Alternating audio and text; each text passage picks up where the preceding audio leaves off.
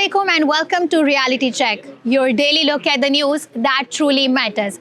I'm Ramna Said and tonight we are covering stories that show just how interconnected our world has become, from travel to diplomacy to human rights and global security. First, big relief announced by the Pakistani government, as the Pakistani government has permitted the re-export of thousands of transit containers stuck at the Karachi port, offering major relief to Afghan importers facing heavy costs amid prolonged border closure. Now we move towards India, where displaced Muslim families in Ahmedabad struggle without clear rehabilitation or state support.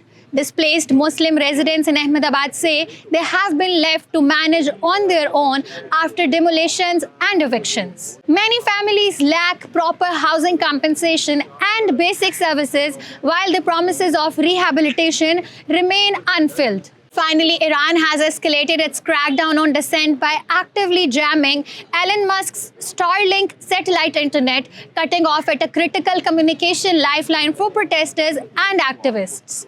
The move marks the first attempt by the regime to directly disrupt Starlink, intensifying an already severe nationwide digital blackout that has left millions largely offline. Stay with us, because tonight we break down the facts, cut through the noise, and show you the reality behind the headlines. Pakistan allows re-export of stuck Afghan transit cargo. In a significant move, the government has allowed the re-export of Afghan transit trade cargo stranded at Pakistani ports after the Pakistan-Afghanistan border remained closed for months. More than 6,500 containers have been stuck at Karachi ports since the border closure in October, causing severe financial pressure on Afghan importers due to mounting charges. Officials confirmed that the Ministry of Commerce has begun issuing one-time re-export approvals to importers on case-by-case basis, even though no formal public announcement has been made. The decision comes as there is no immediate sign of border reopening, and trade ties between Pakistan and Afghanistan remain suspended following the security tensions. A large share of the stranded cargo includes nearly 3,000 containers of palm oil imported from Malaysia for Afghanistan. Other consignments from China and Vietnam are also affected.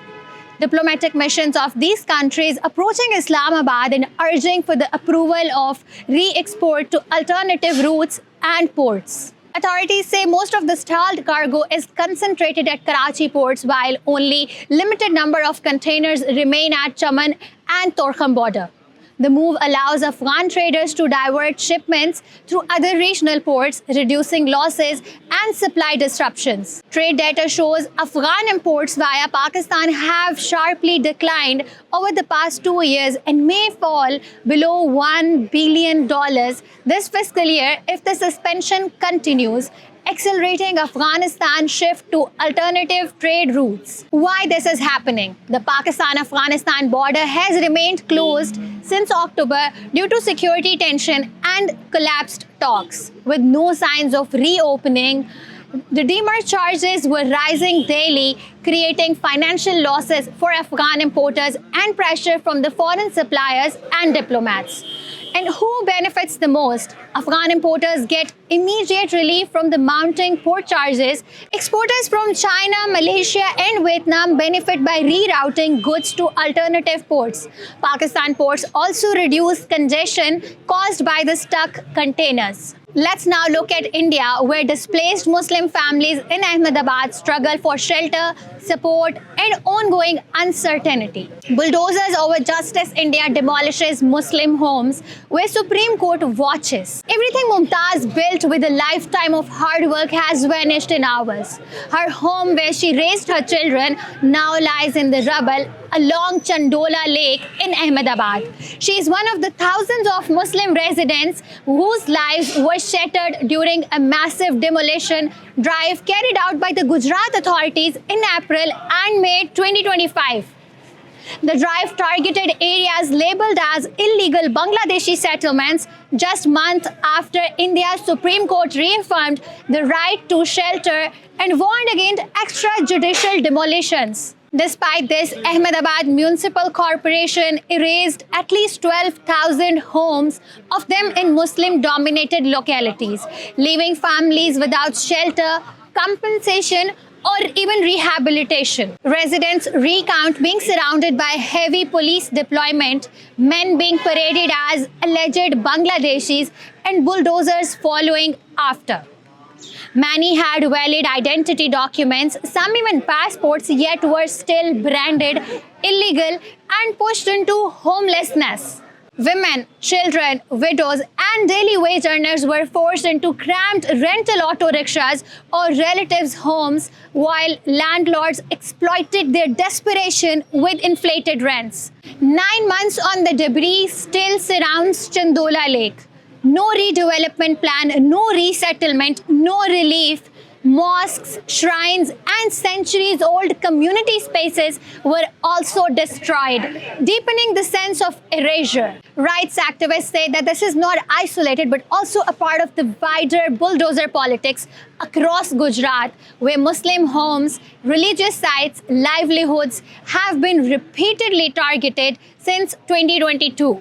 Legal challenges failed to stop the demolitions, with courts allowing the drive to continue under the label of encroachment, despite absence of notices, surveys, or rehabilitation plans. Social workers allege a nexus between authorities and builder lobbies, using a community narrative to clear the land while pushing the poor further into poverty. For the displaced, this was not the urban development but collective punishment. Critics say Chandola has become the symbol of what it means to be Muslim in India today, where identity can turn homes into rubble overnight.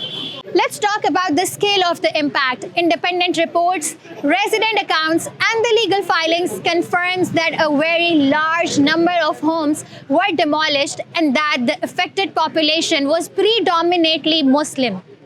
Many families had lived there for decades and several possessed identity documents, including ration cards, Aadhaar, and passports. Petitions were filed in Gujarat High Court challenging the demolitions as arbitrary and without due process.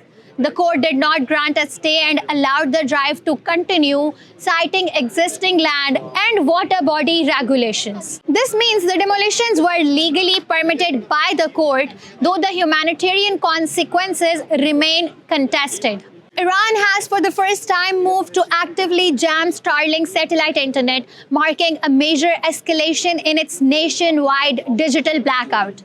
Monitoring groups confirm military-grade jammers and interfering with Starlink signals, sharply reducing connectivity across the large parts of the country. Reports say disruptions intensified within hours, with Starlink traffic dropping from around 30% to over 80%.